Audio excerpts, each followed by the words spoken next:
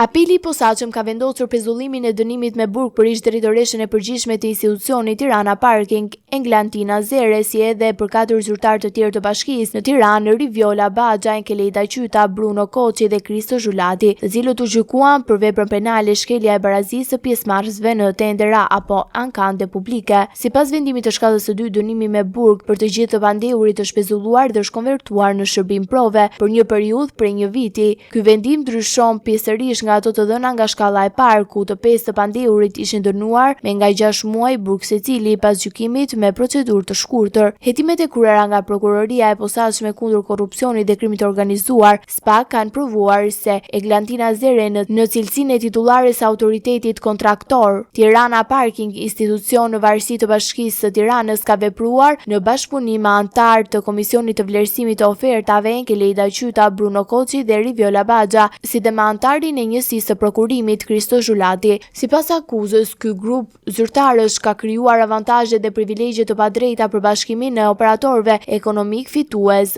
VAS Construction SHPK dhe Roku Guest SHPK gjatë procedurës së prokurorimit në objekt rikonstruksioni shteti dhe parkimit të Selman Stermasi. Procedura e tenderimit është zhvilluar me 1 tetor të vitit 2019, ndërsa SPAK ka konstatuar shkelje të rregullave ligjore që garantonin konkurrencë të barabartë mes operatorëve ekonomik pjesëmarrës. Vendimi i apelit të posaçëm për pezullimin e dënimit me burg mbyll përfundimisht çështjen në këtë shkallë gjykimi, duke lënë në fuqi fajësinë e të pandehurve, por duke zbutur masën e dënimit të dhënë më herët.